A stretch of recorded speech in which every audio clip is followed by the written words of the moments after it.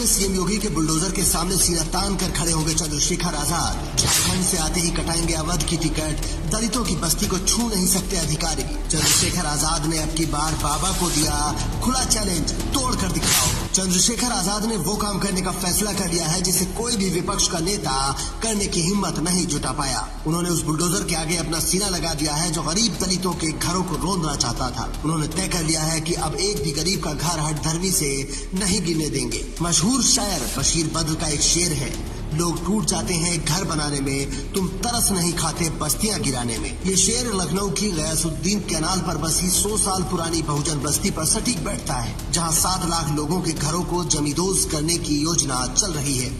इसी के खिलाफ चंद्रशेखर आजाद ने पूरी ताकत झोंकने का फैसला किया है और झारखंड से आने के बाद इस पर बड़ा ऐलान कर सकते हैं। इससे पहले चंद्रशेखर आजाद जुलाई 2024 में भी इस बस्ती में गए थे, लेकिन प्रशासन ने अपना काम नहीं रोका।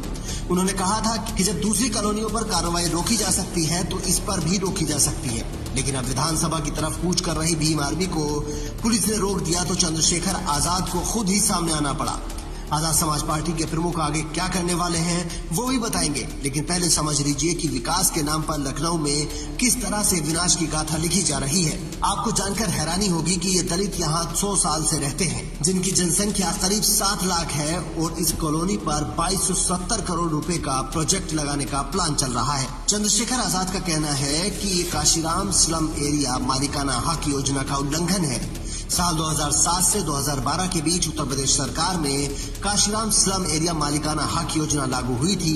ये योजना लाखों गरीब परिवारों को बेघर होने से बचाने के लिए बनाई गई थी। इसके तहत उत्तर प्रदेश की किसी भी भूमि पर 10 वर्ष या उससे अधिक समय से आवास बनाकर कोई भी भारत का नागरिक रह रहा है तो उसे विस्थापित न करते हुए उसी स्थल पर 30-30 मीटर का पट्टा रजिस्ट्री करके देना सरकार की जिम्मेदारी है। लेकिन वर्तमान सरकार गरीबों के अधिकारों पर हमला करते हुए इस कानून का खुलेआम उल्लंघन कर रही है। लखनऊ की हैदर कैनाल पर बसे लोग लंबे समय से लड़ाई लड़ रहे हैं, लेकिन अब चंद्रशेखर आजाद ने खुद कहा है कि वो इस लड़ाई को लखनऊ आकर लड़ेंगे और गरीबों को इंसाफ दिलाएंगे। पर कमाल की बात यह है कि कोई और विपक्ष का नेता इस मामले पर बोलने तो छोड़िए, इधर देख भी नहीं रहा है। हैदर कैनाल पर बसे ये 7 लाख लोग कह रहे हैं कि हमें चंद्रशेखर आजाद से ही उम्मीद है, जबकि यूपी में विपक्ष के सबसे बड़े नेता अखिलेश यादव माने जाते हैं, उनका ट्वीट तक नहीं आ रहा है। न ही किसी दूसरे नेता ने इस तरफ देखने की हिम्मत की है। Bureau report, Indian news.